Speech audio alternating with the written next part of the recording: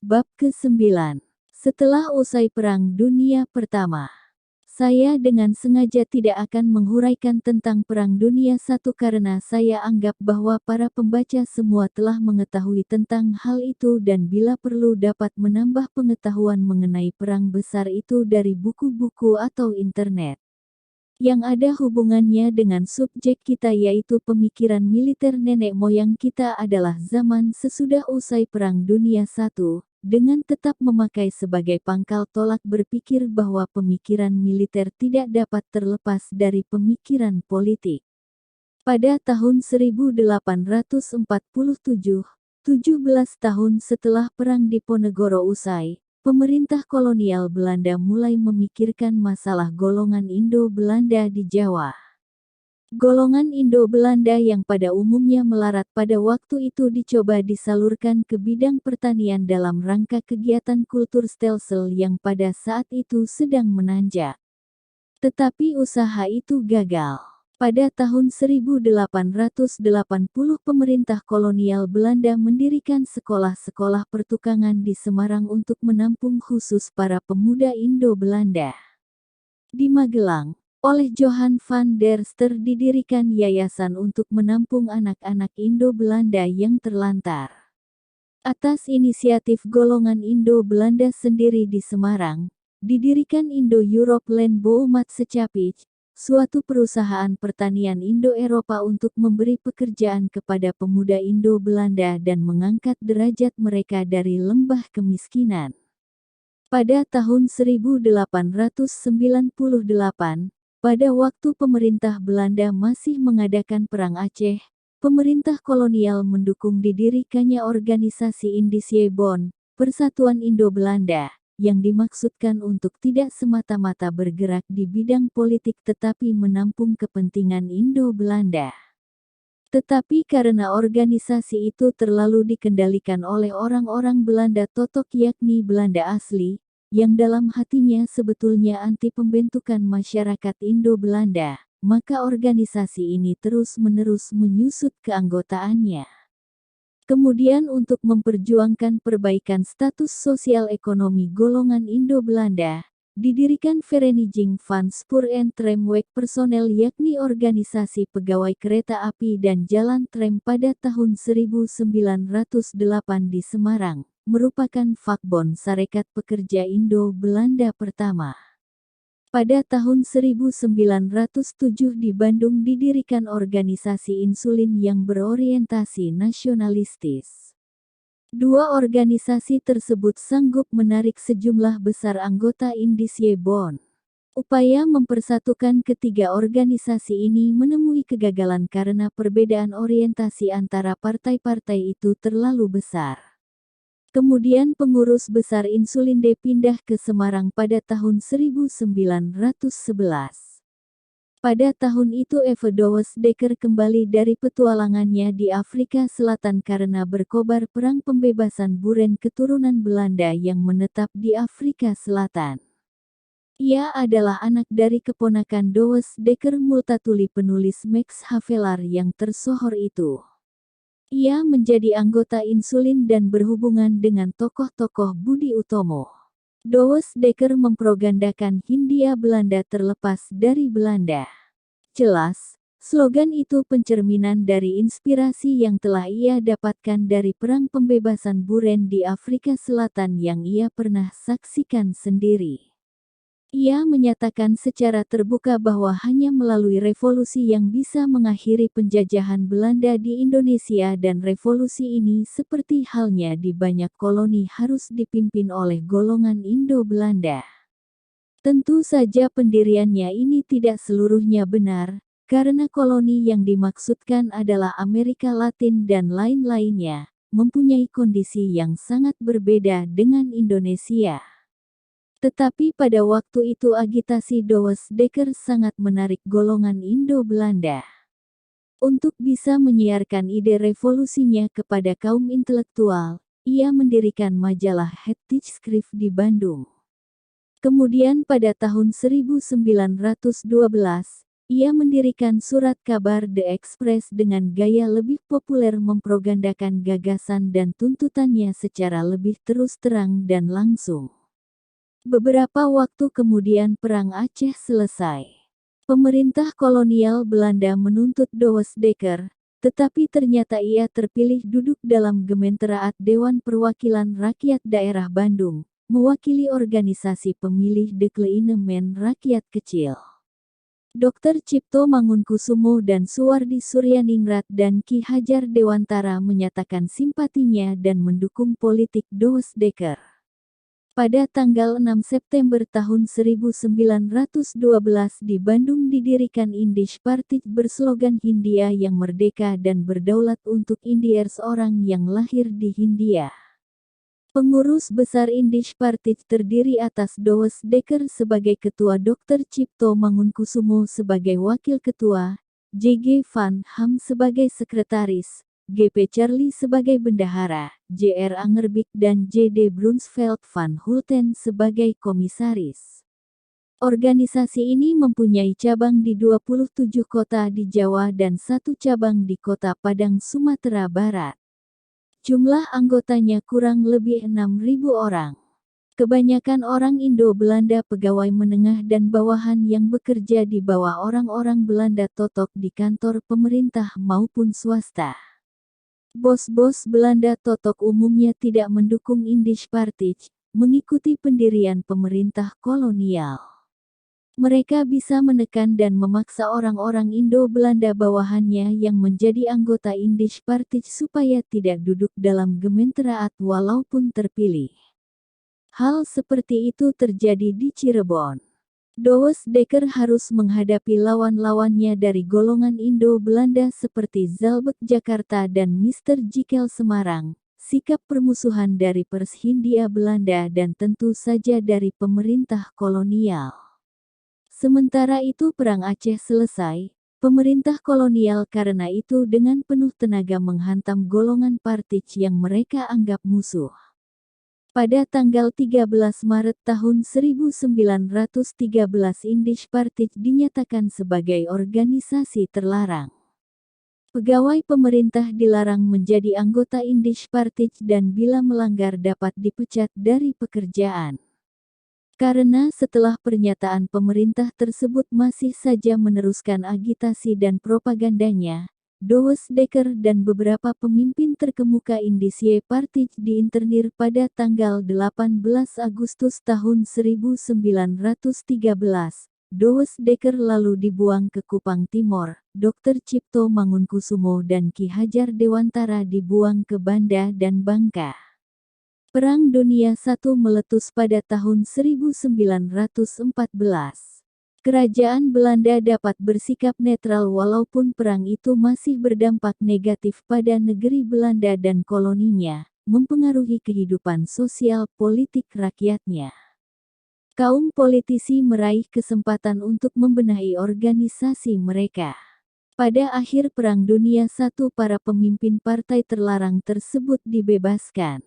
Partij Insulin yang telah didirikan pada tahun 1907 di Bandung yang telah gagal mempersatukan dua kelompok Indo-Belanda dari Partij Indisch Bond dan Vakbond pegawai kereta api dan jalan tram yang didirikan pada tahun 1908 di Semarang Juni tahun 1919, berganti nama menjadi National Indisch Partij NIP atau Sarekat Hindia dengan anggaran dasar baru yang agak mirip anggaran Indisch Partij yang dilarang pada tahun 1913. Ki Hajar Dewantara dan Dr. Cipto Mangunkusumo telah dibebaskan menjadi pimpinan dari organisasi tersebut.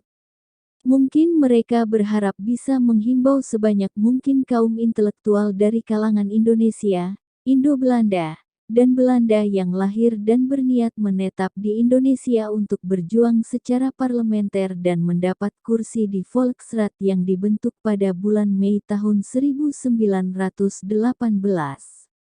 Pemerintah kolonial pada tahun 1924 tidak menyetujui anggaran dasar NIP yang diajukan kepada mereka 3 tahun sebelumnya.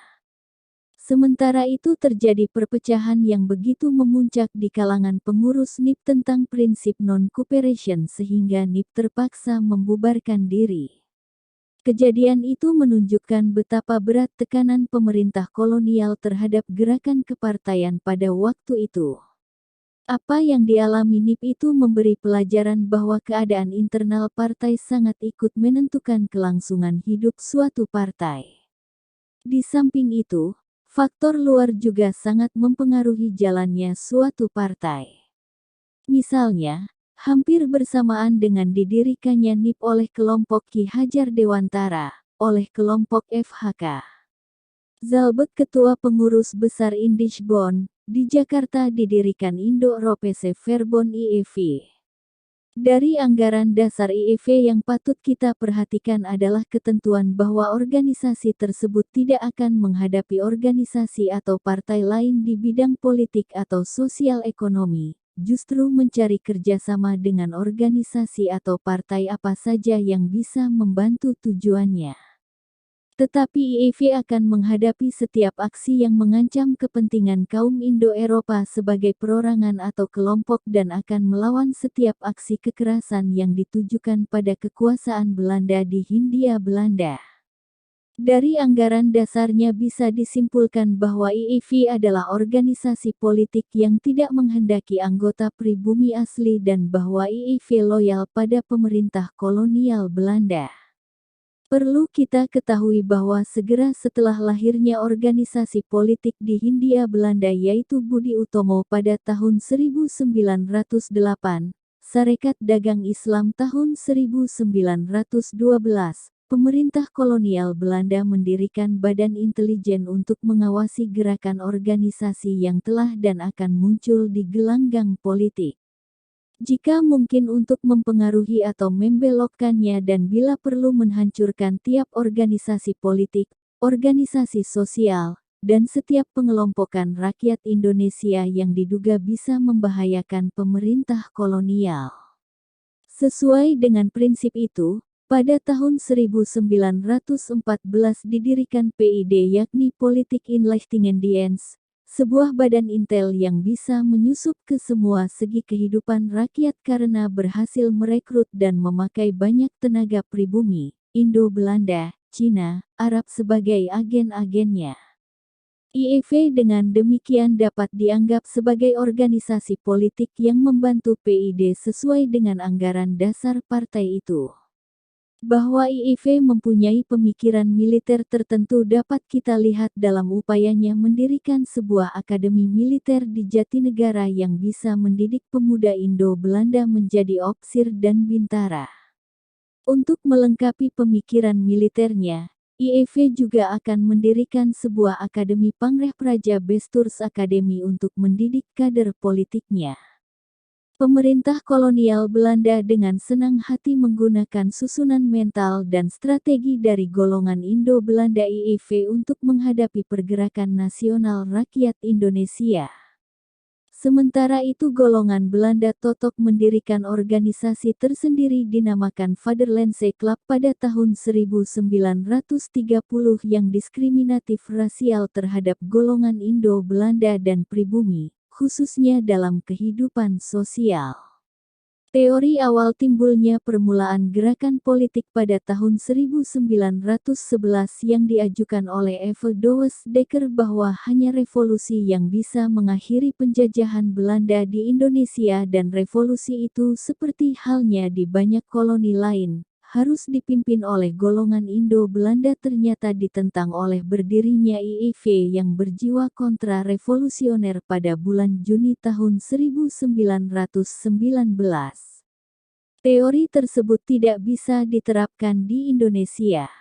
Teori itu harus diakui salah, karena jumlah Indo-Belanda di Indonesia terlalu sedikit dibandingkan dengan penduduk asli yang kebudayaan dan kehidupan spiritualnya cukup tinggi. Indo-Belanda hanya merupakan kelompok pegawai pemerintah kolonial, bukan tenaga produktif di bidang pertanian dan manufaktur, industri yang secara dominan bisa mempengaruhi kehidupan sosial ekonomi dan kultural rakyat Indonesia. Politik IIV sangat menyulitkan posisi kalangan Indo-Belanda yang ingin bersatu dengan rakyat untuk memperjuangkan Indonesia merdeka dan dengan sendirinya menimbulkan kebencian dan kecurigaan rakyat terhadap golongan Indo-Belanda pada umumnya. Kita tinjau gerakan golongan Indo-IIV, terutama untuk memperjelas latar belakang politis dan historis dari sepak terjang Mr. Ploegman dan pengikutnya, yang membentuk Komite Van Ontvangst yakni Komite Penerimaan untuk Kepentingan Nederland Indies Civil Administration, para pelopor kolonialis Belanda yang mendarat di Surabaya pada bulan September tahun 1945. Mr. Ploegman adalah ketua cabang IIV Surabaya sebelum Perang Dunia II. Kelompok ahli hukum terkenal itulah yang pada tanggal 19 September tahun 1945 mengibarkan bendera Belanda di puncak Hotel Oranye di Jalan Tunjungan, Surabaya. Hal ini memicu insiden bendera berdarah yang terkenal dalam sejarah Revolusi 45 di Surabaya dan menjadi salah satu dorongan bagi meluapnya tindakan revolusioner arek-arek Surabaya. Dengan demikian saya telah menerangkan bahwa setelah Perang Dunia I di pihak bangsa kita tidak menggunakan pemikiran militer dalam pergerakan nasional dan mendirikan beberapa organisasi politik kepartaian mengadakan perjuangan parlementer untuk dapat menduduki kursi di Gemeenteraad dan di Volksraad yang dibentuk di tahun 1918 oleh Belanda. Malahan organisasi kelompok Indo-Belanda tertentu yaitu IIV yang pro pemerintah kolonial Belanda yang mempunyai pemikiran militer politik yang ambisius yang muncul pada tanggal 19 September tahun 1945 dalam bentuk pengibaran bendera Belanda oleh Ketua IIV Surabaya. Tetapi organisasi ini dapat ditumpas oleh Gerakan Rakyat Surabaya dalam suatu insiden bendera berdarah yang terkenal dalam sejarah Revolusi 45 di Surabaya. Di zaman penjajahan Belanda setelah usai Perang Dunia I sampai pecahnya Perang Dunia II, tidak terjadi peristiwa yang bisa dikatakan istimewa atau spektakuler di daerah jajahan Belanda yang dinamakan pada waktu itu Hindia Belanda. Saya sendiri lahir pada tahun 1921 di Surabaya, jadi 3 tahun setelah berakhirnya Perang Dunia I. Menurut ingatan saya selama bersekolah di sekolah Belanda yang terkenal di Surabaya, kehidupan keluarga saya lancar-lancar saja. Baru pada waktu saya kelas 5, jadi pada tahun 1930 yakni pada umur 4 tahun saya sudah dimasukkan di sekolah Froebel Institut Bais. Jadi wajar jika pada umur 9 tahun saya sudah duduk di kelas 5. Saya ingat bahwa pada waktu itu bapak saya menjual mobilnya dan saya dapat menguping percakapan antara bapak dan ibu saya bahwa kita harus mulai hidup menghemat karena ada Malaysia yaitu keadaan krisis ekonomi berat yang melanda Hindia Belanda. Tentang sekolah saya juga dibicarakan oleh orang tua saya. Rupanya uang sekolah yang demikian tinggi juga menjadi pikiran mereka. Zaman itu dinamakan zaman meleset oleh rakyat. Zaman itu merupakan zaman Bezuinijing yang artinya sebetulnya menghemat tetapi oleh umum diartikan sebagai mengurangi jumlah pegawai pemerintah kolonial Hindia Belanda. Seorang pegawai atau buruh merasa beruntung jika masih dapat bekerja. Kelesuan dan keluh kesah dapat dirasakan dan terlihat dalam kehidupan sehari-hari. Bapak saya yang sebelumnya menyekolahkan saudara-saudaranya dan saudara-saudara dari pihak ibu saya, terpaksa harus mengurangi jumlah anak-anak yang dibiayai sekolahnya, di sekolah menengah dan sekolah dasar dan ada yang sudah masuk sekolah tinggi di kota Bandung. Mulai dari anak-anak yang kurang berprestasi di dalam pelajaran di sekolah mereka, dikembalikan kepada orang tuanya.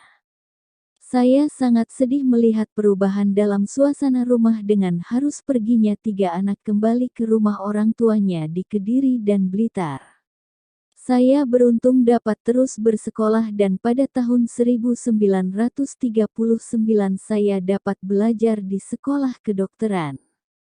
Mengapa di sekolah kedokteran? Karena atas permintaan terutama dari ibu saya dan saya juga tertarik untuk belajar di bidang medis. Di samping itu, bapak saya dengan tegas mengatakan tidak akan bersedia membiayai jika saya memilih sekolah ke Akademi Pamong Praja, hukum, kepolisian atau kemiliteran. Bapak saya hanya mengatakan bahwa saya di dalam lembaga-lembaga pendidikan itu akan rusak. Tentang arti persis ucapannya itu saya baru mengerti jauh kemudian. Keadaan yang kita rasakan pada tahun 1930 itu adalah akibat dari perkembangan keadaan sosial politik ekonomi di Eropa setelah usai Perang Dunia I dan mulai berkembangnya fasisme di Jerman di bawah Adolf Hitler dan fasisme di Italia di bawah Benito Mussolini dan juga revolusi kaum Bolshewik di Rusia. Perang sipil di Spanyol dipakai oleh Hitler dan Italia untuk menguji coba senjata-senjata mereka yang baru. Saya masih ingat bahwa pada suatu saat kita di sekolah membicarakan perang kecilnya Italia dengan Ethiopia di Afrika, secara populer oleh kaum intelektual kita sebagai perang Mussolini dan Negus. Saya masih dapat ingat bahwa pada saat itu para intelektual yang ada hubungan dengan organisasi-organisasi pergerakan nasional cenderung mengagumi Hitler.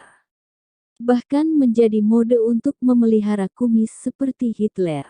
Misalnya, Suryo Wirawan suatu organisasi semacam kepanduan di bawah Parindra yakni Partai Indonesia Raya diketuai oleh Dr. Sutomo. Cara memberikan salam mirip caranya Hitler Jugend dengan mengacungkan lengan kanan ke depan. Dr. Sutomo sendiri pernah mengunjungi Jepang pada waktu itu. Mungkin Parindra menganggap Jepang sebagai negara Asia yang maju dan patut dipandang sebagai contoh atau inspirasi kenasionalannya. Dr. Sutomo pernah belajar di Nederland pada tahun 20-an. Saya mengajukan fakta ini semua supaya para pembaca agak mempunyai gambaran tentang keadaan taraf kesadaran politik para intelektual pribumi pada waktu itu. Saya ingin memberikan gambaran bahwa pada zaman seperti itu sulit untuk mengatakan bahwa ada kelompok politisi pada periode itu yang mempunyai pemikiran militer. Bahkan jika kita meninjau terjadinya pemberontakan kaum komunis Indonesia pada tahun 1926, timbul pertanyaan apakah ada jalur pemikiran militer yang diikuti dalam gerakan itu. Yang jelas, pemerintah kolonial Belanda dapat menggunakan peristiwa itu sebagai alasan sah menghantam seluruh barisan pergerakan nasional inklusif partai-partainya untuk dilarang dan dibubarkan. Bagi para ilmuwan yang mempelajari sejarah Indonesia, belum pernah ditulis tentang sebab terjadinya pemberontakan komunis tahun 1926 terhadap pemerintah kolonial Hindia Belanda, tentang kerugian material dan jiwa manusia, yang ditimbulkan oleh pemberontakan itu terhadap pemerintah kolonial Hindia Belanda. Tinjauan tentang peran sebenarnya dari orang-orang warga negara Belanda yang kemungkinan berada di kalangan Partai Komunis Indonesia pada waktu itu, seperti Sneflit. Sesuai dengan lingkup tulisan dalam buku ini, pemikiran militer macam apa yang digunakan kaum pemberontak itu? Bagaimana sikap partai politik lainnya pada waktu itu? Apakah mereka mempunyai garis pemikiran militer? Apakah pada waktu itu situasi sosial politik ekonomi betul-betul sangat kritis? Pada waktu itu saya berumur 5 tahun, usia di mana seorang anak sudah dapat merasakan jika ada bencana atau kejadian yang besar, tetapi menurut ingatan saya pada usia itu, saya tidak mengalami gejolak yang hebat. Baru pada tahun 1940 saya berumur 19 tahun dan menjadi mahasiswa kedokteran, saya merasa ada suatu gejolak dalam kehidupan sehari-hari. Yaitu nampak bahwa orang-orang Belanda totok di kalangan kantor-kantor, lembaga pendidikan dan instansi-instansi pemerintah menunjukkan sifat kepanikan yang nampak jelas. Ternyata pada tanggal 10 Mei tahun 1940 negeri Belanda dimasuki dan diduduki fasis Jerman dan Rotterdam dibom sampai hancur lebur. Pemerintah Belanda di Nederland menyerah tanpa syarat kepada tentara Adolf Hitler. Bagaimana sikap partai-partai politik yang ada di Indonesia pada waktu itu? Sementara itu surat kabar berbahasa Belanda memuat artikel-artikel mengenai perkembangan perang di Eropa dan kemudian setelah Pearl Harbor diserang mendadak oleh fasis Jepang, juga artikel-artikel tentang perkembangan perang Pasifik, antara lain mengenai serangan tentara Jepang di Semenanjung Malaya. Dalam berita surat kabar Indisch Quran ditunjukkan gambar seorang serdadu Jepang bersenjatakan tom gun dan pisau besar bercawetan dan diterangkan bahwa serdadu Jepang seperti itulah yang mengalahkan tentara Inggris Malaya dan bergerak melewati hutan ke selatan untuk menyerang Singapura dan mendudukinya setelah tentara Inggris menyerah. Kenil yakni tentara kolonial Belanda panik diikuti oleh orang-orang Belanda Totok dan Indo-Belanda. Kaum elit politik Indonesia yang nasionalis umumnya mempunyai harapan bahwa Jepang akan datang sebagai kekuatan yang akan membebaskan rakyat Indonesia dari jajahan Belanda. Tetapi gejala upaya pengorganisasian yang konkret untuk mengadakan gerakan melawan kekuasaan Belanda tidak muncul. Baru setelah tentara Jepang mengalahkan tentara kolonial Belanda di pertempuran laut dan menyerahnya tentara darat Kenil tanpa syarat bersamaan dengan menyerahnya pemerintah kolonial Belanda. Menjadi jelas untuk rakyat Indonesia bahwa para pemimpin partai-partai yang legal atau yang katanya bergerak di bawah tanah dan organisasi-organisasi pergerakan nasional kita sama sekali tidak mempunyai konsep berdasarkan pemikiran militer, walaupun yang masih mempunyai bentuk yang masih embrional. Bagaimana dengan kelompok orang-orang terpelajar sebagai anak-anak kaum pangreh praja atau bangsawan yang dipilih oleh kolonialis Belanda untuk bisa masuk di Akademi Militer Belanda, yang telah dibuka di Indonesia menjelang negeri Belanda diduduki Jerman pada tahun 1940. Golongan intelektual ini setelah belajar di Akademi Militer Belanda di Bandung masuk ke dalam Kenil sebagai Vandrik atau pembantu letnan. Setelah Kenil menyerah pada tentara Jepang, mereka ikut diinterogasi oleh militer Jepang. Tetapi setelah diinterogasi mereka diizinkan pulang ke rumah masing-masing dengan memenuhi syarat-syarat tertentu yang diajukan oleh pemerintah militer Jepang. Jadi, para Vandrik ini kembali di dalam masyarakat yang sudah di bawah kekuasaan militer Jepang. Mereka dalam keadaan mental yang tentunya tidak normal karena baru mengalami mental shock yang diakibatkan oleh kalah perang. Mereka tidak bisa lain daripada bersikap low profile tidak seperti pada zaman Belanda dahulu di mana seorang opsir Kenil pribumi merasa menduduki sosial status yang lebih tinggi daripada intelektual yang biasa. Karena itu kita dapat dengan aman menarik kesimpulan bahwa di kalangan bekas militer kolonialis Belanda ini tidak dapat timbul secara konsepsional atau spontan suatu konsep militer yang bertujuan untuk berperang demi kepentingan rakyat Indonesia. Saya berharap apa yang telah saya huraikan dalam garis besar ini dapat menggambarkan sikap mental lapisan atas termasuk kaum elit politik dan intelektual pada awal zaman militeris Jepang menduduki kekuasaan di Indonesia, khususnya di Jawa. Selama pendudukan tentara Jepang di Indonesia tidak pernah ada perlawanan bersenjata dari rakyat kita. Itu berarti bahwa pada saat itu tidak ada kelompok yang mempunyai pemikiran militer yang secara jelas tercermin dalam perlawanan bersenjata terhadap penjajah Jepang, seperti yang terjadi di Filipina yaitu yang menamakan kelompoknya Hukbalahap.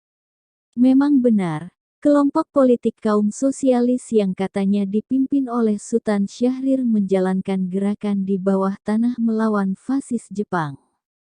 Tetapi sama sekali tidak pernah terjadi suatu kejadian clash bersenjata dengan Jepang, yang dapat dipandang sebagai refleksi dari gerakan di bawah tanah mereka.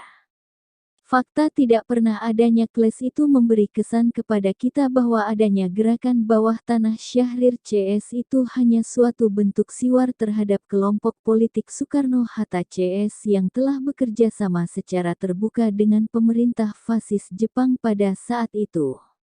Atau mungkin dipandang secara psikososiologis desas-desus adanya gerakan ilegal Syahrir CS itu merupakan fiction dari kelompok itu yang timbul atau ditimbulkan oleh adanya perlawanan bersenjata anti-Jepang di Filipina yang dijalankan oleh persatuan antara Partai Sosialis dan Partai Komunis di Filipina seperti sudah saya huraikan sebelumnya. Setelah tahun 1943, mulai adanya latihan militer yang dijalankan Jepang dalam rangka politiknya pembentukan Asia Timur Raya di bawah pimpinan Dai Nippon Jepang yang satu dengan politik militernya Jepang. Latihan itu adalah untuk membentuk tentara pembela tanah air yakni PETA. Untuk kepentingan tertentu pada waktu itu, sementara tokoh politik elit mengklaim bahwa PETA didirikan Jepang atas permintaan mereka. Jika itu memang benar, mereka bisa dikatakan mempunyai pemikiran militer tertentu tetapi kemudian terbukti bahwa hal itu tidak benar, karena dibantah oleh kejadian pembubaran PETA oleh Jepang pada tanggal 22 Agustus tahun 1945. Karena jika memang PETA didirikan atas prakarsa mereka, pembubaran itu tidak akan terjadi dan tentang hal kemiliteran pasti dimasukkan dalam teks proklamasi tanggal 17 Agustus tahun 1945. Tentang masalah ini akan kita soroti nanti. Jadi, kita dapat menyimpulkan bahwa para tokoh elit politik pada waktu sebelum Jepang masuk dan sesudahnya tidak mempunyai gagasan atau pemikiran militer apapun. Mereka hanya terpaku secara dogmatis, dalam pikiran untuk mengadakan perjuangan parlementer terhadap kekuasaan Belanda. Kelompok intelektual dan bangsawan yang pada zaman Belanda, atau tepatnya setelah negeri Belanda dilindas oleh perangnya Hitler, mau belajar di Akademi Militer Belanda mempunyai pikiran yang mengandung unsur kemiliteran. Tetapi unsur pemikiran itu hanya merupakan keinginan untuk menjadi opsir tentara kolonial Belanda dan masuk golongan elit militer Belanda dengan status sosial yang dianggap lebih tinggi dari status sosial kaum intelektual Belanda dan pribumi, yakni sipil biasa. Mereka masuk pendidikan militer Belanda itu sama sekali tidak dengan cita-cita untuk kemudian memakai pengetahuan militernya yang mereka akan dapat di dalam pendidikan akademi militer untuk berontak melawan kolonialis Belanda. Sebagai pemuda yang telah sekolah menengah Belanda, tentu mengetahui tentang peran tentara Belanda dalam perang pemberontakan di Jawa dan kemudian di Aceh dan di lain-lain daerah Nusantara. Betapa kejamnya tentara kolonial Belanda bertindak terhadap bangsa Indonesia dengan menggunakan tentara kolonialnya. Mengingat hal ini, kita bisa menarik kesimpulan bahwa mereka adalah golongan intelektual paling terbelakang secara ideologis dan patut dimasukkan ke dalam barisan musuh anti perjuangan kemerdekaan pada waktu itu. Kita akan tahu dan mengerti dalam perkembangan sejarah kita tentang peran kelompok mereka. Bab ke-10. Berakhirnya kekuasaan Belanda di Indonesia. Ternyata Belanda yang hampir 3 abad menguasai Nusantara, dan yang telah menarik keuntungan dan kekayaan yang besar dari rakyat jajahannya di Jawa untuk bisa keluar dari krisis ekonominya pada tahun 1830 sampai tahun 1873, tidak mempunyai konsep militer yang dapat menggunakan Kenil sebagai tentara kolonialnya dalam mempertahankan koloninya yang dinamakan dengan bangga Nederlands Indie atau Hindia Belanda, terhadap serangan tentara Jepang. Kenil menyerah tanpa syarat dalam waktu 1 minggu setelah pendaratan tentara Jepang di Pulau Jawa. Kejadian besar ini menjungkirbalikkan nilai-nilai yang ada pada rakyat kita terhadap orang-orang Belanda. Kaum intelektual termasuk saya mulai sadar bahwa tidak benar bahwa bangsa Barat selalu lebih unggul dari bangsa Asia atau bangsa Timur. Rakyat dan kaum intelektual seperti saya yang pada waktu itu melihat orang-orang Belanda sebagai tawanan perang digiring seperti ternak sapi atau kambing oleh tentara Jepang, langsung mulai menyadari apa itu kebangsaan dan apa yang bisa dilakukan oleh suatu bangsa yang kuat. Jadi, saya mulai mengenal nilai-nilai baru. Pada waktu kanak-kanak saya pernah diberi penjelasan tentang paham kebangsaan ketika menjadi pandu KBI yakni Kepanduan Bangsa Indonesia. Tetapi arti kebangsaan sesungguhnya belum bisa saya tangkap waktu itu, walaupun pemberi kursus adalah seorang dokter medis muda nasionalis. Kejadian menyerahnya Belanda tanpa syarat kepada tentara Jepang secara serentak menimbulkan suatu loncatan dalam benak saya. Saya menjadi sadar tentang pengertian apa itu kebangsaan. Saya kira rakyat kita pada saat itu juga mengalami proses pemikiran yang kira-kira sama dengan yang saya alami. Bagaimana dengan kaum intelektual, golongan bangsawan Jawa, dan kelompok etnis lainnya yang telah menjadi tentara Kenil yang kalah itu? Apakah terjadi juga pada sanubarinya loncatan dalam benaknya? Ataukah masih tetap arogan dan superior seperti pada umumnya? Yang pasti mereka mengalami mental shock yang hebat, paling tidak sebagai prajurit yang kalah perang secara memalukan. Atau apakah mereka tetap tidak mau berubah dan mengakui kesalahan moral mereka yaitu bercita-cita menjadi anggota Kenil dan angkat sumpah setia kepada Ratu Wilhelmina seperti semua anggota Kenil Belanda lainnya? Tetapi baru jauh kemudian timbul pertanyaan pada benak saya tentang apa yang menyebabkan bisa ada kategori orang-orang intelektual, bangsawan, dan ningrat seperti itu pada zaman jajahan Belanda. Pasti ada faktor-faktor dialektis historis yang menyebabkan timbulnya gejala psikososial itu. Dalam tulisan ini saya dapat menerangkannya sebagai berikut. Setelah sistem feodal ekonomi diobrak-abrik hingga ludes oleh pemerintah kolonial Belanda pada tahun 1819, yang tinggal hanya sistem kefeodalan semu yang sudah terlepas dari sistem ekonomi kapitalis Belanda yang dimulai dengan jalannya konsep politik ekonomi kulturstelsel. Kaum feodal semu dan birokrat kepamongkerajaan yang mulai dibentuk oleh pemerintah kolonial Belanda pada tahun 1819 menurunkan individu-individu yang dengan sendirinya merasa bersatu dengan penjajah Belanda. Golongan feodal dan birokrat kepamongkerajaan generasi selanjutnya merasa bahwa mereka merupakan golongan feodal yang sederajat dengan kolonialis Belanda. Karena itu mereka mengadaptasi nilai-nilai yang berlaku di kalangan lingkungan kolonialis Belanda. Karena kolonialis Belanda memang dengan sengaja memupuk tetap adanya faset-faset tertentu dari kefeodalan yang ada sebelum tahun 1819 seperti gelar-gelar feodal mentereng yang sebagian asalnya juga diberikan oleh kolonialis Belanda sebagai hadiah. Hal lain yang juga berhasil mengubah kepribadian mereka adalah ketentuan hukum mengenai kesamaan hak gliksteling yakni seorang pribumi atau pendatang yang kebanyakan keturunan Cina dan etnis-etnis tertentu. Mereka secara yuridis mendapat kedudukan sosial sama dengan kolonialis Belanda dan dapat memakai nama Eropa.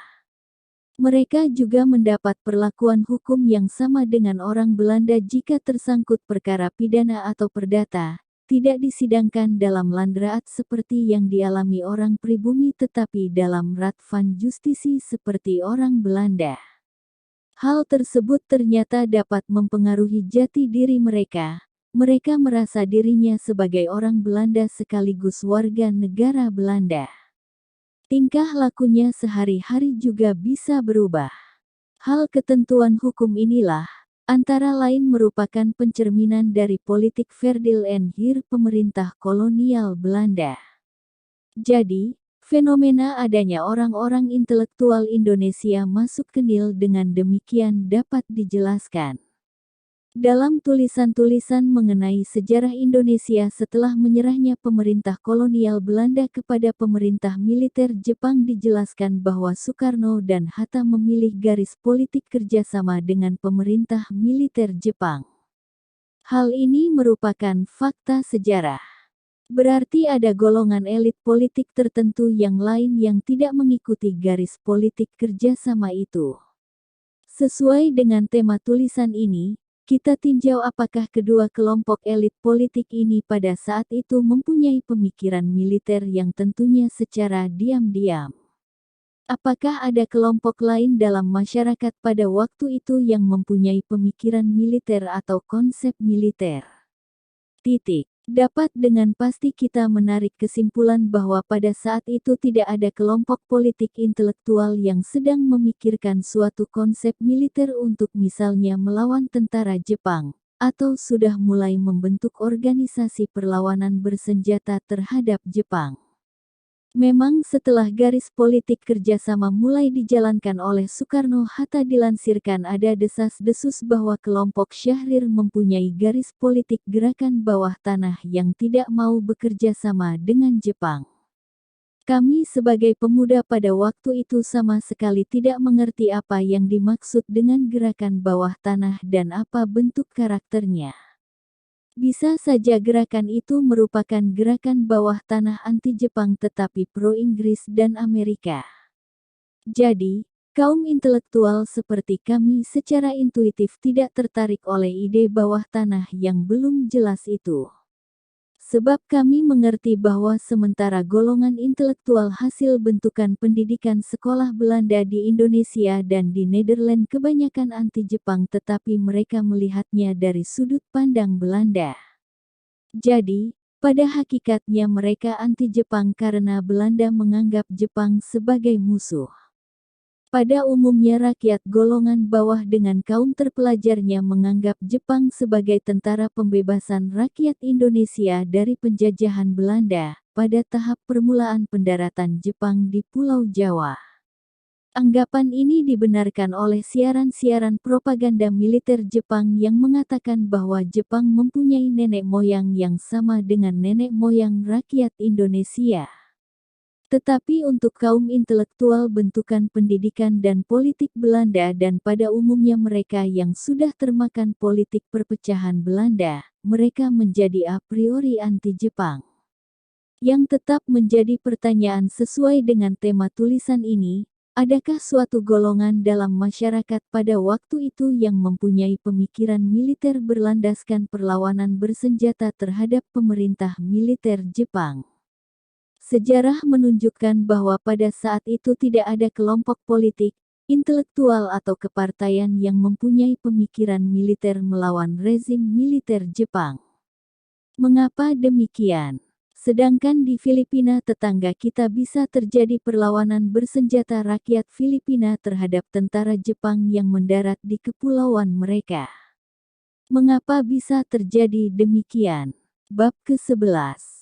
Filipina pada zaman penjajahan Spanyol dan permulaan zaman penjajahan Amerika Serikat. Sekiranya sangat perlu untuk menyoroti apa yang terjadi di negara tetangga kita Filipina pada kurun waktu Jepang mulai menyerang Pearl Harbor dan mulai terjadi Perang Pasifik. Seperti yang telah saya nyatakan pada bab sebelumnya bahwa pendaratan tentara Jepang mendapat perlawanan sengit dari tentara dan rakyat Filipina dan tentara Amerika Serikat sebelum Jepang dapat menduduki ibu kota Manila pada tanggal 2 Januari tahun 1942. 1.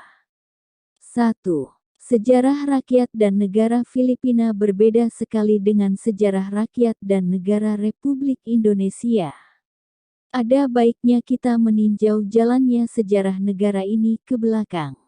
Yang datang pertama kali menjajah bukan bangsa Belanda tetapi bangsa Spanyol pada tahun 1521, bukan dalam bentuk kesatuan dagang seperti VOC, tetapi kelompok pelaut Spanyol yang tangguh yang mendapat tugas menemukan jalan barat yang bisa mencapai kepulauan rempah-rempah Maluku seperti tugas Columbus seorang Portugis sebelumnya.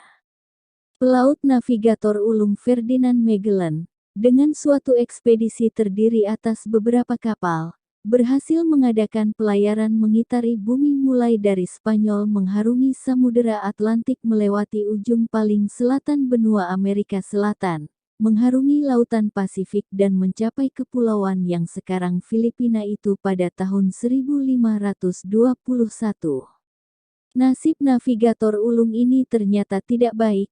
Ia terbunuh di Pulau Cebu dalam suatu perang antar penduduk kepulauan yang ia campuri untuk membantu salah seorang kepala suku bernama Humabon yang ia baptis menjadi penganut agama Katolik, melawan kepala suku Lapa-Lapa yang kemudian oleh pemerintah Filipina pada abad ke-20 dinyatakan sebagai pahlawan nasional. Magellan terkenal tidak hanya sebagai navigator ulung tetapi juga di bidang ilmu perbintangan. Ia menemukan kelompok bintang yang kemudian dinamakan Magellanic Cloud yang dapat digunakan sebagai petunjuk jalan oleh para pelaut. Pada tahun 1542, Kapten Laut Spanyol Ruy Lopez Villalobos berangkat dari pantai barat Meksiko New Spain, dahulu adalah jajahan Spanyol. Ia juga dapat mencapai kepulauan Filipina dan ia yang memberi nama kepulauan itu Islas Filipinas untuk mengenang Raja Philip II dari Spanyol pada waktu itu. Lain halnya di Indonesia, pada waktu itu di Filipina tidak ada kerajaan-kerajaan dan tidak terjadi perang perebutan tahta seperti di Jawa pada khususnya yang bisa dipakai oleh orang kulit putih untuk mengadakan politik adu domba yang berkepanjangan. Pernah ada kesultanan kecil Islam di Pulau Luzon. Spanyol menghancurkan kesultanan ini sesuai dengan cara-cara yang digunakan Spanyol di Amerika Latin, yaitu dengan kekerasan dan kebiadaban. Sejak pada permulaan mendarat, Spanyol sudah mendapat perlawanan dari penduduk asli yang dipimpin oleh para datuk yakni kepala suku. Bangsa Spanyol menggunakan misi agama Katolik sebagai ujung tombak dan media untuk mendapatkan kekuasaan dan menguasai tanah pertanian secara besar-besaran. Terbentuk friarocracy yang dapat menguasai bidang-bidang tanah yang sangat luas. Terbentuk golongan tuan tanah orang-orang keturunan Spanyol dan pengurus gereja Katolik. Juga keturunan Tionghoa dari daratan Cina yang membanjiri Filipina dan yang telah menikah dengan wanita pribumi. Kebanyakan masuk agama Katolik dan aktif di bidang perdagangan. Keturunan mereka dinamakan mestizos. Di samping kelompok itu ada kelompok Ilustrados yang mempunyai darah Spanyol dan menduduki tempat dalam birokrasi dan merupakan tuan tanah besar. Anak mereka kemudian mendapat prioritas untuk sekolah menengah dan sekolah tinggi karena merupakan kelompok intelektual. Mereka banyak yang melanjutkan sekolah ke Spanyol dan negara Eropa lainnya. Sistem pendidikan pemerintah kolonial Spanyol lebih banyak menguntungkan kelompok Ilustrados, rakyat jelata sedikit yang dapat mengenyam pendidikan menengah atau tinggi. Sistem produksi pertanian dijalankan secara estet besar yang menggunakan buruh tani yang tidak mempunyai hak atas tanah dan umumnya hidup dalam kekurangan dan kemiskinan. Karena itu sejak kedatangan orang Spanyol dan orang Tionghoa dari daratan Cina teristimewa pada waktu terjadi pemberontakan-pemberontakan di daratan Cina, sering timbul gerakan petani yang menuntut perlakuan yang lebih adil dari para tuan tanah. Muncullah persatuan-persatuan atau organisasi mirip partai melawan tuan tanah. Pada tahun 1872, terjadi pemberontakan kaum tani miskin. Pemerintah kolonial Spanyol menangkap ratusan golongan Ilustrados. 3 orang pendeta yang dituduh terlibat pemberontakan dihukum tembak mati. Tindakan ini menimbulkan kemarahan kaum Ilustrados reformis intelektual yang sekolah di universitas di Spanyol dan negara Eropa lainnya. Mereka membentuk gerakan reformasi dengan mengadakan propaganda agitasi dan mengeluarkan surat selebaran dan dengan lain-lain cara. Tokoh-tokoh gerakan ini, antara lain Graciano Lopez Jaena dan Jose Rizal yang terkenal sebagai penulis beberapa novel revolusioner. Tetapi karena negara Spanyol sendiri sedang dalam keadaan kalut, tuntutan mereka untuk diadakan reformasi di koloni Filipina tidak mendapat perhatian. Pada tahun 1892 Jose Rizal kembali ke Manila dan tidak lama kemudian ditangkap pemerintah kolonial dan dibuang di Pulau Mindanao. Seorang otodidak revolusioner, Andres Bonifacio, membentuk organisasi rahasia yang diberi nama Katipunan yang menganjurkan perlu diadakannya revolusi, bukan reformasi. Seorang pendeta melaporkan kegiatan organisasi itu kepada pihak penguasa. Bonifacio menganggap harus mulai bertindak karena toh sudah ketahuan. Ia memimpin pasukannya untuk menyerang instalasi-instalasi militer yang tersebar di pedalaman Pulau Luzon. Atas tuduhan yang dibuat-buat, pemerintah kolonial menangkap Jose Rizal. Sebuah pengadilan militer memvonis Rizal untuk dihukum mati. Pada tanggal 30 Desember tahun 1892 Jose Rizal dieksekusi oleh regu tembak. Ia menjadi martir dan dipandang sebagai simbol nasionalisme Filipina. Gerakannya menggunakan kesatuan-kesatuan yang disusun secara militer. Aktivitas Katipunan berjalan terus dan setelah dipimpin oleh Andres Bonifacio, kepemimpinan dilanjutkan oleh orang yang memakai nama Jenderal Emilio Aguinaldo untuk mengadakan perlawanan bersenjata selama 1 tahun. Pemerintah kolonial mengajak diadakannya perundingan. Dalam perundingan itu terbentuk perjanjian Pact of Biakna Bato pada tahun 1897. Menurut pakt tersebut Jenderal Ferdinand Aguinaldo beserta stafnya secara sukarela akan menyingkir ke Hong Kong dan pemerintah Spanyol berjanji akan mengadakan reformasi dalam jenjang waktu 3 tahun. Pada April tahun 1898, terjadi Perang Amerika-Spanyol tentang perebutan tanah jajahan di Kuba, Amerika Latin, dan Filipina. Angkatan Laut Amerika dapat menghancurkan kapal-kapal perang Spanyol yang berlabuh di Teluk Manila, tetapi tidak mempunyai cukup kekuatan tentara darat infanteri untuk melanjutkan operasinya ke daratan. Amerika minta tolong kepada Jenderal Emilio Aguinaldo yang berada di Hong Kong untuk menggempur tentara Spanyol di perbentengannya di daratan.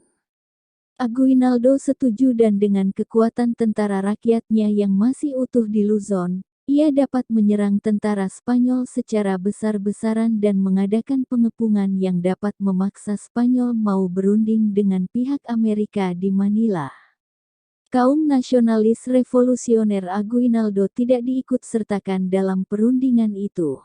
Aguinaldo pada waktu itu masih percaya bahwa Amerika akan membantu pihaknya. Ia memproklamirkan berdirinya Pemerintah Revolusioner Filipina yang merdeka pada tanggal 12 Juni tahun 1898 dan mendirikan pemerintahan dengan ibu kota Malolos di Pulau Luzon. Sementara itu perundingan antara Spanyol dan Amerika di Manila mencapai persetujuan untuk mengadakan perang yang sifatnya semu yakni Perang Kembang. Hal ini untuk memberikan kesan bahwa Spanyol setelah melalui perang yang sengit menyerahkan kota Manila kepada Amerika Serikat tanpa kehilangan muka, dan Amerika dapat menutupi bahwa kemenangan atas Spanyol bukan semata-mata bantuan militer dari tentaranya Jenderal Aguinaldo kepadanya. Jadi Amerika dan Spanyol menjalankan sekongkolan terhadap Aguinaldo yang mewakili rakyat Filipina. Amerika boleh dikatakan mengkhianati rakyat Filipina pimpinan Jenderal Aguinaldo. Kejadian ini dapat kita pandang sebagai pencerminan bahwa Amerika dan Spanyol tetap sebagai rasialis bangsa kulit putih. Kemudian Amerika Serikat dan Spanyol mengadakan perundingan di Paris di mana Spanyol menyerahkan kedaulatan Filipina kepada Amerika Serikat. Kelompok nasionalis Aguinaldo tidak mau mengakui keputusan perundingan Paris itu. Terjadilah Perang Rakyat Filipina melawan Amerika Serikat pada tanggal 4 Februari tahun 1899. Malolos digempur oleh Amerika yang mengerahkan 125.000 tentara. Rakyat Filipina yang kekuatannya terdiri atas kaum tani miskin yang selama itu bekerja di estet-estet tuan tanah besar dan kelompok Aguinaldo dan organisasi perlawanan lainnya, melawan kekuatan Amerika Serikat dengan sengit. Perang ini bertahan sampai kurang lebih 1 tahun dengan jatuhnya Malolos pada Maret tahun 1899 dan diduduki oleh pasukan Amerika. Baru pada Maret tahun 1901, Aguinaldo tertangkap dan berakhirlah Perang Rakyat Filipina melawan Amerika Serikat.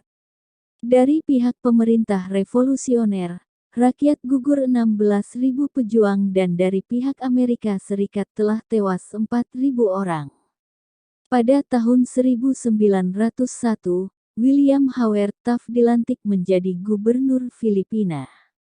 Demikianlah sejarah perlawanan bersenjata rakyat Filipina yang sayangnya tidak banyak diketahui oleh generasi saya pada waktu itu, karena kolonialis Belanda dengan sengaja tidak pernah memberi pelajaran atau penerangan tentang gerakan atau perang kemerdekaan yang telah terjadi di kawasan Asia, Afrika, dan Amerika Latin. Bab ke-12. Filipina pada Perang Dunia Kedua. Pada waktu tentara Jepang mendarat di Kepulauan Filipina, tentara Amerika mengadakan perlawanan sengit dan sesudahnya menyerah dalam pertempuran di Bataan dan Leyte. Tentara Filipina mundur ke pedalaman Pulau Luzon dan tetap mengadakan perlawanan terhadap tentara Jepang. Kelompok-kelompok revolusioner dari unsur keturunan perjuangan rakyat pada tahun 1901 di dalam masyarakat mulai bangkit lagi dan mengambil kesempatan mengajak kaum tani pekerja yang miskin untuk mengadakan serangan-serangan terhadap para tuan tanah besar yang sejak kekuasaan kolonial Spanyol memeras rakyat pedesaan untuk bekerja di estet besar mereka. Bagian intelijen tentara pendudukan Jepang rupanya mengerti secara mendalam tentang sejarah pergolakan rakyat Filipina itu membentuk Republik Filipina dan menempatkan pada tahun 1943 seorang Filipino sebagai Presiden Republik Boneka baru itu. Presiden tersebut bernama Jose P. Laurel, pernah kuliah di universitas di Jepang. Dengan demikian Jepang mengharapkan dapat membentuk golongan intelektual yang pasti pro-Jepang dan dapat mengarahkannya menjadi anti-Amerika demi kepentingan politik militernya yaitu membentuk Blok Asia Timur Raya di bawah pimpinan Dai Nippon. Sementara itu telah terbentuk pada tahun 1942 suatu organisasi bersenjata anti-Jepang yang memakai nama Hukbalahap, yang merupakan singkatan dari Hukbo Bayan Laban Sahapon dalam bahasa Tagalog yang artinya organisasi rakyat anti-Jepang. Tindakan Jepang membentuk Republik Boneka itu mencerminkan bahwa militeris Jepang pemikiran militernya tidak dogmatis. Terhadap jajahan kolonialis Belanda di Indonesia, Jepang mengadakan pendekatan politik militer yang berbeda. Jepang mengetahui persis suasana politik terutama di Pulau Jawa pada zaman Belanda. Karena itu pemikiran politik militernya terhadap masyarakat Indonesia juga lain. Jepang mengerti bahwa pergerakan nasional di Pulau Jawa yang dijalankan oleh kaum intelektual mempunyai tendensi tidak anti-Jepang, bahkan menganggap Jepang sebagai contoh negara Asia yang maju dan patut ditiru. Hal itu misalnya tercermin dalam garis politik Parindra di bawah pimpinan Dr. Sutomo di tahun 30-an. Terhadap Indonesia, Jepang menganggap cukup dengan mengadakan pisuar dengan mengedarkan pamflet yang antara lain dalam bahasa Belanda yang ditujukan kepada kaum intelektual yang menerangkan bahwa Jepang datang sebagai saudara tua bangsa Indonesia yang akan membebaskannya dari penjajahan Belanda. Sebagai penganut ideologi fasis militer Hitler, Jepang menganggap komunisme sebagai musuhnya. Tetapi Jepang juga menyadari dan telah menilai bahwa golongan komunis dan sosialis di Indonesia sangat lemah secara ideologis dan organisatoris. Hal itu tercermin dalam gerakan di bidang agraria pada tahun 1926 di Jawa dan Sumatera yang dinyatakan dianggap sebagai pemberontakan oleh pemerintah kolonial Belanda. Tentara kolonialis Belanda dinilai juga lemah dan sudah tidak disukai rakyat di lapisan bawah, khususnya di Jawa dan Sumatera. Hal itu terbukti dengan mudahnya menyerah Kenil pada waktu Jepang mendarat di wilayah Indonesia. 10 jam setelah Angkatan Udara Jepang mendadak menyerang basis Angkatan Laut Amerika Serikat di Pearl Harbor dan menimbulkan kerugian material dalam bentuk kapal-kapal perang yang sangat besar pada tanggal 7 Desember tahun 1941, Jepang menyerang pangkalan udara Amerika Clark dari udara, menghancurkan semua pesawat bomber B-17 yang terpusat di sana. Tentara Jepang mendarat di Pulau Luzon di Teluk Lingayen pada tanggal 22 Desember dan menduduki Manila pada tanggal 2 Januari tahun 1942. Tidak lama sebelum Pearl Harbor diserang Jepang, Presiden Roosevelt mengangkat Jenderal Douglas MacArthur sebagai Panglima Tentara Sekutu di Filipina.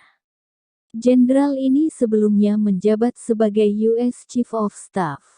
Atas undangan Quezon Presiden Republik Commonwealth yang dibentuk oleh Amerika pada tahun 1935, Jenderal MacArthur dengan pangkat Field Marshal diminta membentuk Tentara Commonwealth Filipina. Pada saat Jepang mulai menyerang, MacArthur menarik semua kekuatan tentara sekutu termasuk tentara Filipina di sebuah pulau yang telah dijadikan benteng Corregidor di Teluk Manila dan di semenanjung Bataan yang ada di dekatnya.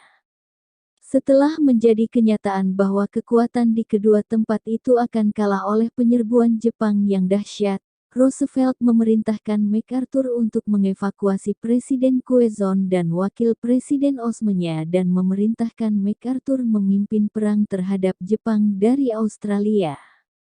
Quezon dan Osmenya dapat diungsikan dengan menggunakan kapal selam ke Amerika dan ia membentuk pemerintah Republik Commonwealth Filipina. Tentara Amerika dan tentara Filipina yang ditinggalkan di Bataan menyerah pada bulan April dan yang ada di Corregidor pada bulan Mei. Tawanan perang oleh Jepang dipaksa berjalan ke kamp konsentrasi di Pulau Luzon. Korban dalam perjalanan yang tewas karena kelelahan dan terkena penyakit berjumlah luar biasa besar. Sementara itu Quezon membentuk pemerintah darurat di Amerika Serikat.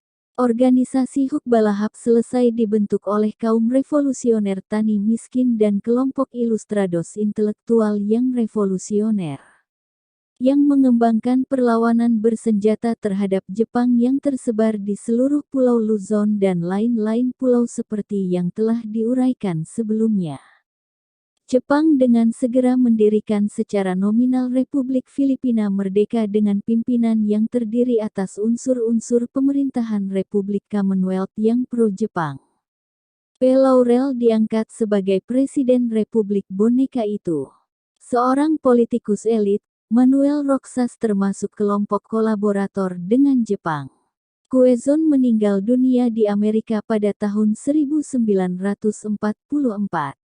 Osmenya kembali ke Manila pada tahun 1945. Ia bermaksud menggantikan kedudukan Quezon sebagai presiden. Tetapi Manuel Roxas menentangnya dan mendirikan Partai Liberal yang merupakan pecahan dari Partai Nasional Quezon dan Osmenya. Manuel Roxas menang dalam pemilihan presiden yang segera diadakan pada waktu itu.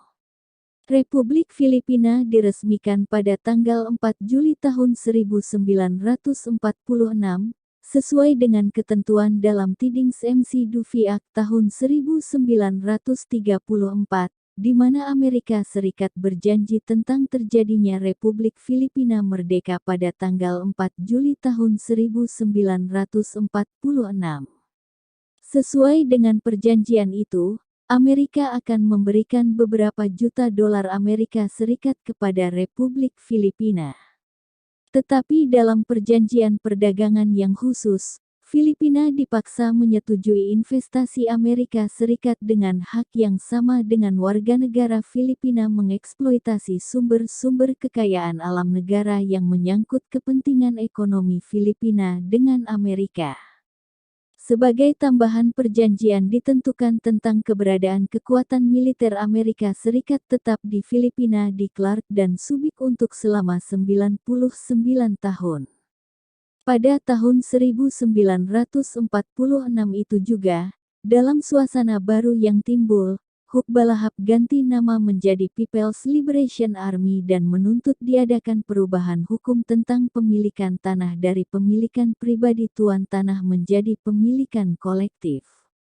Kekuatan polisi dan milisia tuan tanah menyerang Huk dan golongan tani miskin pengikutnya. Pertempuran pun menyebar di mana-mana.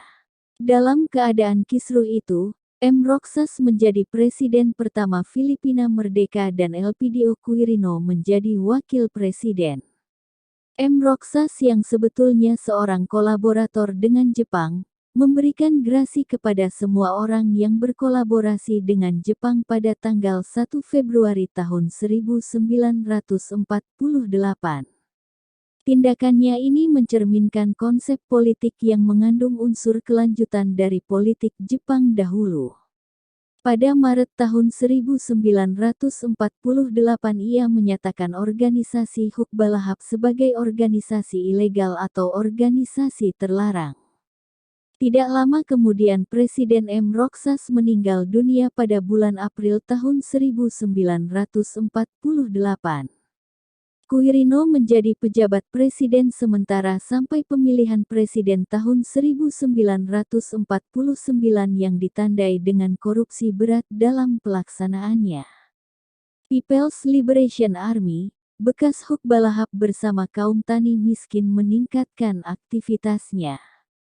Quirino yang merasa terdesak menunjuk Ramos Magsaysay menjadi Sekretaris Pertahanan Nasional. Ramos Magsaysay berasal dari rakyat biasa, ia pernah kuliah di Universitas Jose Rizal dan pernah menjadi gerilyawan melawan Jepang pada waktu Perang Dunia II tahun 1942 sampai tahun 1945. Ia menjalankan tugasnya dengan semangat dan penuh pengertian tentang hakikat dan sebab pemberontakan kaum petani yang dihadapi oleh pemerintah Filipina. Ia menganggap bahwa sistem pemilikan pertanahan dan pengelolaannya merupakan sumber dan penyebab pemberontakan. Magsaysay sesuai dengan dasar pemikiran itu cenderung mengadakan tenansi reform yakni reformasi cara pengelolaan dan pemilikan tanah untuk mengurangi pengaruh pela bekas Huk terhadap kaum tani miskin. Tetapi mungkin cara yang ditempuh oleh Magsaysay itu dianggap terlalu lamban oleh Amerika yang sedang membantu pemerintah Filipina dalam operasi memberantas Huk. Amerika menilai gerakan pela bekas Huk merupakan ancaman komunis terhadap kestabilan Filipina. Barangkali Amerika terpengaruh oleh perkembangan politik militer di RRC pada waktu itu yang menunjukkan gejala akan menangnya tentara pembebasan Cina, Mao Zedong. Pada tahun 1950 Kesatuan Polisi Filipina menangkap inti pimpinan Huk. Pada saat itu anggota Huk yang menyerah diberi amnesti oleh pemerintah. Hal itu mungkin dapat dipandang sebagai pencerminan kebijakan Magsaysay sebagai Menteri Pertahanan Filipina dan kemungkinan besar sebagai cerminan dari latar belakang sebagai gerilyawan pada waktu perang dengan senjata melawan Jepang pada tahun 1942 sampai tahun 1945. Magsaysay pada tahun 1953 terpilih sebagai calon Partai Nasional menjadi Presiden Filipina. Kegiatan Huk menurun karena strategi yang dijalankan Magsaysay tersebut. Pada tahun 1954 pemimpin terkenal Huk, Louis Taruk menyerah atau tertangkap. Gerakan Huk boleh dikatakan berhenti. Pada Maret tahun 1957 Magsaysay meninggal dunia dalam kecelakaan pesawat terbang. Apa yang menyebabkan jatuhnya pesawat terbang itu dipertanyakan oleh sementara kalangan simpatisannya. Demikianlah tinjauan sebagian sejarah Filipina untuk bisa dijadikan bahan perbandingan yang ada hubungannya dengan tema buku ini. Saya menganggap perlu untuk sekadar meloncat dalam sejarah dan menceritakan fenomena dalam sejarah Tentara Pelajar Yogyakarta yang markasnya di Jalan Pakuningratan nomor 24. Fenomena itu menurut pikiran saya agak aneh. Hal itu terjadi pada bulan-bulan akhir tahun 1947. Saya pada waktu itu kebetulan berada di kota Yogyakarta untuk memberikan progres report tentang bagian counterintelligence Jawa Timur yang saya pimpin kepada atasan saya langsung yaitu Letnan Kolonel Zulkifli Lubis. Saya menghubungi mahasiswa-mahasiswa yang mengurus markas tentara pelajar di Jalan Pakuningratan tersebut yaitu Suwarto bekas mahasiswa THS dan yang juga pernah masuk Coro di Bandung, Sulianto Sulaiman dan Imam Slamet alias Bok bekas mahasiswa senior kedokteran Jakarta seperti saya menemui mereka di markas tentara pelajar di Jalan Pakuningratan. Saya menyempatkan diri datang atas permintaan Bok yang kedengarannya mendesak di telepon. Rupanya ada persoalan penting yang mereka ingin sampaikan kepada saya. Mereka mengatakan dalam pertemuan itu bahwa telah datang dari Filipina seorang kapten Filipino bernama Ining. Kapten itu khusus datang untuk memberi pelajaran tentang jungle warfare kepada tentara pelajar yang mereka pimpin. Teman-teman saya minta pendapat saya tentang prinsip saya terhadap masalah latihan jungle warfare. Bagaimana pendapat objektif saya tentang hal itu? Saya pada waktu itu tanpa ragu bertanya kepada teman-teman saya itu, apakah kita memerlukan orang asing untuk memberi pelajaran perang kepada pemuda kita? Apakah kapten itu mengerti keadaan masyarakat desa kita di Jawa? Mestinya hal itu berbeda sekali dari yang ada di kepulauan Filipina sana. Apakah saya boleh mengajukan pertanyaan kepada mereka tentang mengapa seorang kapten Filipino datang sampai ke Yogyakarta? Teman-teman saya tersenyum dan berkata bahwa apa yang saya telah ajukan tadi adalah penting dan akan mereka pelajari. Tetapi sementara itu mereka minta apakah saya bersedia memberikan tempat latihan untuk anak-anak tentara pelajar sebanyak satu peleton terdiri atas 6 regu dari 9 orang. Selain itu saya diminta mereka membantu mendapatkan bahan peledak dengan detonatornya dan granat-granat tangan secukupnya untuk latihan itu. Karena Bok tahu bahwa saya mempunyai bahan-bahan itu cukup banyak yang berasal dari daerah pertempuran Surabaya dahulu. Di samping itu mereka juga memerlukan amunisi untuk Stengun Kal 9 mm dan amunisi Lee Enfield Kal 303. Saya sanggup memenuhi permintaan mereka semua. Mereka mengatakan bahwa kapten itu bekas Huk Balahap dan selain itu saya diberitahu bahwa ada lagi temannya juga seorang Filipino namanya Kamage, yang katanya ada hubungannya dengan kelompok orang-orang Murba. Teman-teman saya itu masih mengatakan bahwa mereka khusus minta bantuan kepada saya atas beberapa pertimbangan yaitu bahwa saya pernah bertempur dalam sebuah pertempuran besar dalam revolusi kota Surabaya, pertempuran yang diketahui juga oleh Kapten Ining. Saya bisa berbahasa Inggris dan yang penting menurut mereka, saya juga ahli dalam menembak. Jadi, tidak memalukan bangsa kita terhadap orang Filipina itu. Tetapi dalam hati saya tetap masih bertanya siapa atau kelompok elit politik mana yang dapat mempunyai ide latihan yang pasti ada hubungan politik dengan pihak asing, dalam masalah ini Filipina. Dengan demikian, hal itu menyangkut suatu aspek pemikiran militer tertentu dari sekelompok politikus orang Indonesia. Karena itulah saya tuliskan dalam buku ini. Kemudian setelah peleton tentara pelajar datang di daerah Jawa Timur, saya tunjuk sebagai daerah latihan geringan di mana terdapat suatu sentral pembangkit listrik yang besar di daerah Madiun.